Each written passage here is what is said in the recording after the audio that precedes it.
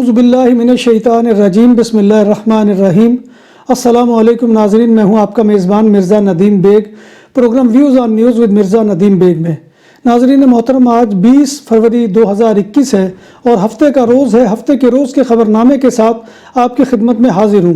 جیسے کہ آپ جانتے ہیں کہ ہمارے خبرنامے میں اسپین، یورپ اور دوسرے ملکوں کی خبریں بھی شامل ہوتی ہیں۔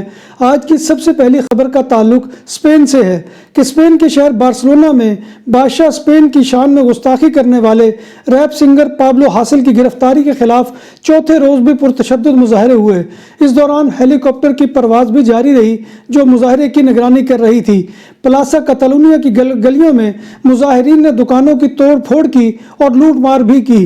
متشدد مظاہرین نے دیکاتھلان کی دکان کو توڑا اور وہاں سے سامان کو لوٹ لیا۔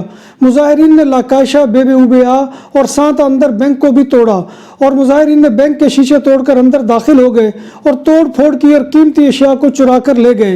اے ٹی ایم مشینز کو بھی نقصان پہنچایا گیا۔ متعدد جگہوں پر مظاہرین نے کنٹینرز کو آگ لگا دی۔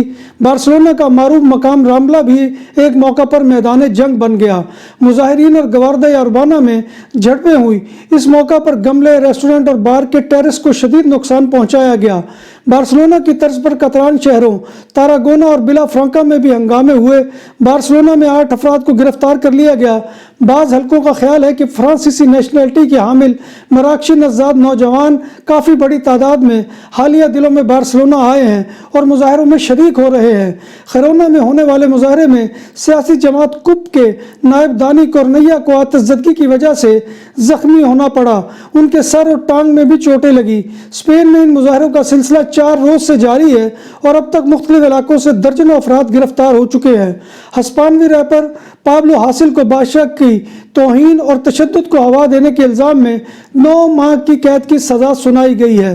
ہسپانوی ریپ گلوکار کی قید کی سزا پر احتجاج کرنے والے ہسپانوی باشندے دراصل اسپین کی سوشلسٹ پارٹی کی پالیسیوں پر سراپا احتجاج ہیں۔ مظاہرین زیادہ تر نوجوان باشندے ہیں جو اپنے ملک میں موجود قوانین، خاص طور سے عدلیہ کے کردار پر سوالات اٹھا رہے ہیں۔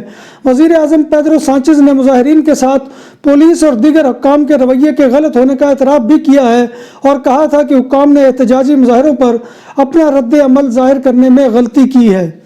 کتالونیا کے شاپنگ مالز کے ذمہ داروں نے اعلان کیا ہے کہ کورونا وائرس کی پابندیوں میں مزید 1 ہفتے کے اضافے کے فیصلے کے خلاف قانونی چارہ جوئی کی جائے گی۔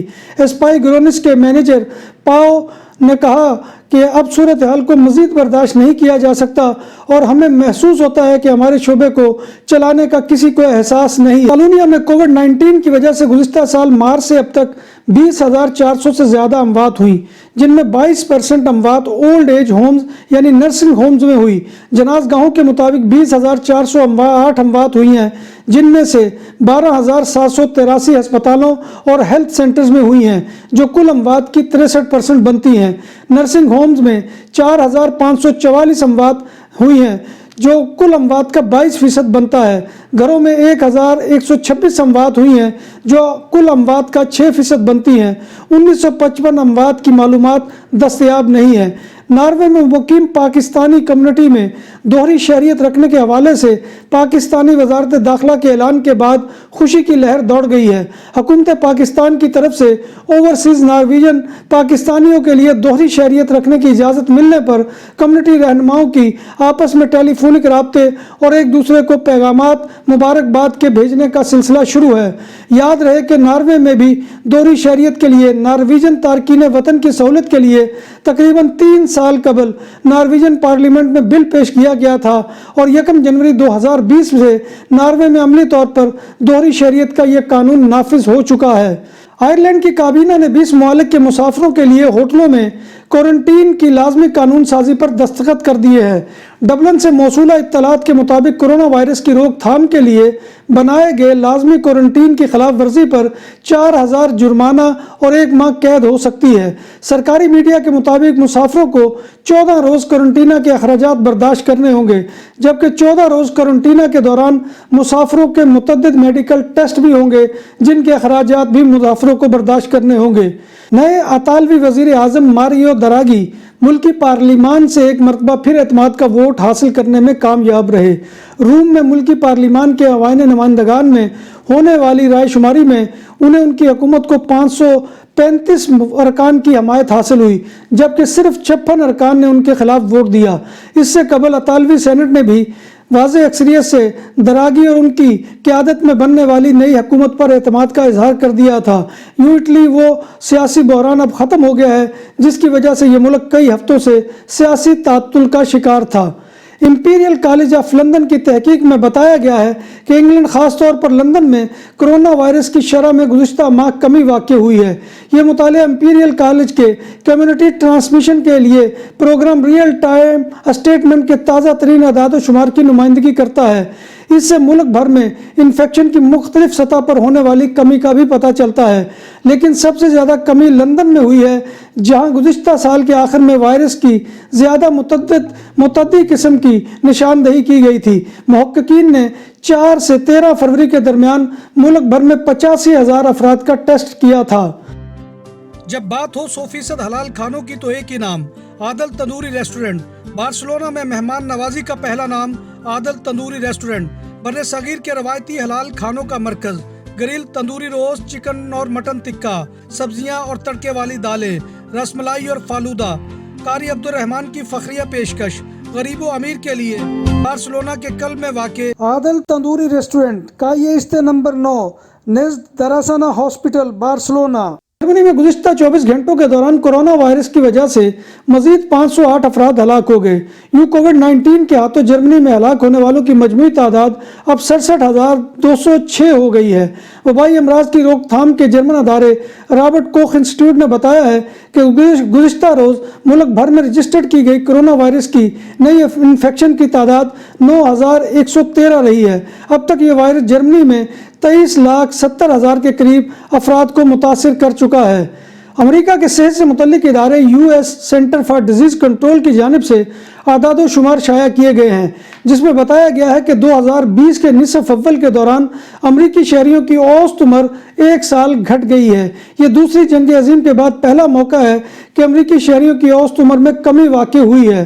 جنوری تا جون 2020 کے CDC کے national centre for health statics کے مطابق سب سے زیادہ متاثرہ اقلیتیں ہوئی ہیں۔ سیاہ افام امریکیوں کی اوسط عمر میں 3 برس کی کمی دیکھنے میں آئی ہے، جبکہ ہسپانوی امریکیوں کی اوسط عمر میں 2 برس کی کمی واقع ہوئی ہے۔ برطانوی سپریم کورٹ نے ورکنگ کنڈیشن سے متعلق کیس میں on line taxi service Uber کے ڈرائیوروں کے حق میں فیصلہ سنا دیا۔ برطانیہ کی سپریم کورٹ نے 3 لوئر کورٹس کے فیصلے کو برقرار رکھتے ہوئے فیصلہ سنایا ہے کہ online taxi service Uber ڈرائیوروں کی تقرری کانٹریکٹر کی بجائے ملازمین کے طور پر کرے۔ 20 ڈرائیوروں کے گروپ نے کمپنی اوبر کے خلاف مقدمہ دائر کر رکھا تھا، جس میں انہوں نے ورکنگ کنڈیشن سے متعلق حقوق دینے کا مطالبہ کیا تھا۔ برطانیہ آنے والے 33 ریڈ لسٹ ممالک کے مسافروں کو ہوٹلوں میں کوارنٹین کرنے کا سلسلہ شروع ہو گیا۔ اسپین اور امریکہ کو بھی جلد ریڈ لسٹ ممالک میں شامل کیا جا سکتا ہے۔ عہدیداروں کی طرف سے دونوں ممالک میں کورونا سے متعلق نئی تبدیلیوں کے خطرے پر غور کیا جا رہا ہے۔ محکمہ صحت اور سماجی نگہداشت DHSC کے عہدیدار آج فیصلہ کریں گے کہ ان 2 ممالک سے آنے والے مسافروں کو حکومت کے منظور شدہ 16 کوارنٹین ہوٹلوں میں 10 یوم کے لیے آئسولیشن میں رکھا جائے گا یا نہیں۔ اسپین اور امریکہ دونوں ممالک میں وائرس کا انفیکشن پھیلتے دیکھا گیا ہے۔ جنوبی امریکہ اور پرتگال کے قریبی علاقوں میں مزید شواہد اکٹھے کیے جا رہے ہیں جو پہلے ہی ریڈ لسٹ میں شامل ہو چکے ہیں۔ اسپین کو بھی ریڈ لسٹ میں شامل کرنے کے لیے فیصلے کو بحث مباحثے کا حصہ بنایا جا سکتا ہے۔ ڈنمارک نے آج ہفتے کی صبح جرمنی کے ساتھ اپنی کئی چھوٹی گزرگاہیں بند کر دی۔ یہ اقدام شمالی جرمن شہر فلینسبرگ میں نئے تبدیل شدہ کرونا وائرس کے کیسز میں اضافے کے تناظر میں کیا گیا ہے۔ ڈینش وزارت صحت کے مطابق مجموعی طور پر 13 گزرگاہیں بند کی جا رہی ہیں اور اس کی وجہ فلینسبرگ کی صورتحال ہے۔ بڑی گزرگاہیں اب بھی کھلی ہیں مگر ان پر کنٹرول بڑھایا جا رہا ہے۔ برطانیہ میں حال ہی میں سامنے آنے والی کرونا وائرس کی ایک نئی تبدیل شدہ قسم جرمنی میں بہت تیزی سے پھیل رہی ہے۔ برطانیہ میں مانچسٹر شہر کے ایک کونسلر کو پاکستان کا سفر کر کے شادی میں شرکت کرنے پر لیبر پارٹی نے معطل کر دیا ہے۔ یہ اقدام کونسلر آفتاب رزاق کی تصاویر فیس بک پر سامنے آنے کے بعد اٹھایا گیا ہے، جس میں وہ مبینہ طور پر پاکستان کے شہر کھاریا میں ایک شادی میں شریک تھے۔ برطانیہ میں کووڈ کے موجودہ ضوابط کے تحت چھٹیوں یا دیگر تفریحی مقاصد کے لیے بیرون ملک سفر کرنا غیر قانونی ہے۔ امریکی فیڈرل جج نے اعلیٰ سطح کے امریکی حکام کے لیے لابنگ کرنے اور غیر ملکی ایجنٹ کی حیثیت سے اپنے کام کو چھپانے کے لیے جعل سازی کے الزام میں پاکستانی نژاد امریکی سرمایہ کار کو 12 سال قید کی سزا سنائی ہے۔ میڈیا رپورٹ کے مطابق کیلیفورنیا کے رہائشی عماد زبیری پر $17,50,000 جرمانہ عائد کیا گیا ہے اور $1,57,00,000 معاوضہ ادا کرنے کا حکم دیا گیا ہے۔ دسمبر 2016 میں عماد زبیری نے ٹرمپ کی افتتاحی کمیٹی کو $9 لاکھ کا عطیہ کیا تھا۔ وہ 2012 میں صدر باراک اوباما کی دوبارہ انتخابی مہم کے لیے بھی بڑے پیمانے پر فنڈ دینے والے تھے۔ اگر شبنم کو پھانسی دی گئی تو آزادی کے بعد بھارت میں کسی خاتون کو پھانسی دینے کا یہ پہلا واقعہ ہوگا۔ شبنم اس وقت بریلی کی جیل میں قید ہے۔ متھرا کی جیل میں ایسا ایک واحد قید خانہ ہے جہاں خواتین کو پھانسی دینے کا انتظام ہے۔ یہ پھانسی گھر 150 سال قبل بنایا گیا تھا۔ اس جیل میں پھانسی دینے کی تیاریاں چل رہی ہیں۔ شبنم نے اپریل 2008 میں ایک شخص سلیم کی معاونت سے اپنے گھر کے 7 افراد کو قتل کیا تھا۔ جن لوگوں کو قتل کیا گیا تھا ان میں شبنم کے والد 55 سالہ شوکت علی، والدہ 50 سالہ ہاشمی، بڑا بھائی 35 سالہ انیس کی اہلیہ 25 سالہ انجم، چھوٹا بھائی 22 سالہ راشد، بھتیجی 14 سالہ رابعہ اور 19 سال کا 10 ماہ کا بیٹا عرش شامل ہیں۔ شبنم انگریزی اور جغرافیہ میں پوسٹ گریجویٹ ہیں، جبکہ اس واردات کے وقت وہ ایک اسکول میں استاد تھی۔ رپورٹس کے مطابق شبنم کے والد اور ان کے سلیم سے تعلقات کے مخالف تھے۔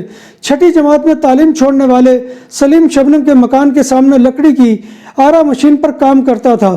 رپورٹس کے مطابق شبنم نے واردات کی شب سلیم کو بلایا، اہل خانہ کو نشہ آور چیز کھلائی۔ سلیم نے ان کی گردنیں دھڑ سے الگ کر دیں۔ واردات کے وقت شبنم نے مقتولین کے بال پکڑ رکھے تھے۔ واردات کے بعد دونوں فرار ہو گئے۔ 5 روز کے بعد ان کو گرفتار کیا گیا۔ سلیم اس وقت الہ آباد کے نینی سینٹرل جیل میں قید ہے۔ جس وقت اجتماعی قتل کی یہ واردات ہوئی تھی، شبنم 7 ماہ کی حاملہ تھی اور جیل میں اس کا بیٹا پیدا ہوا جس کا نام تاج محمد ہے۔ 5 سال کی عمر تک تاج محمد جیل میں ماں کے ساتھ تھا۔ اس کے بعد اسے بچوں کے سرکاری مرکز میں بھیج دیا گیا ہے۔ حاضرین محترم، یہ تھا آج کا خبرنامہ جو میں آپ کی خدمت میں لے کر حاضر ہوا تھا۔ امید ہے کہ آپ کو ہمارا یہ سیگمنٹ پسند آئے گا۔ آپ سے گزارش یہی ہے کہ ہم ہمارے چینل BBC اپڈیٹ کو سبسکرائب کریں، اس کے پروگرام کو لائک کریں، اگر پسند آئے تو دوستوں میں شیئر کریں اور کمنٹ باکس میں آ کر کمنٹ کرنا مت بھولیے۔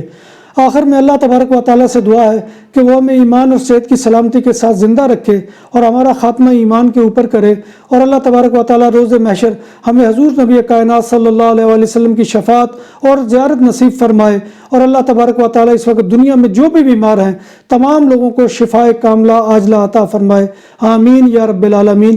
اسی دعا کے ساتھ اپنے میزبان مرزا ندیم بیگ کو اجازت دیں۔ انشاءاللہ کل پھر نئے موضوع اور نئی خبروں کے ساتھ آپ کی خدمت میں حاضری ہوگی۔ تب تک اللہ حافظ۔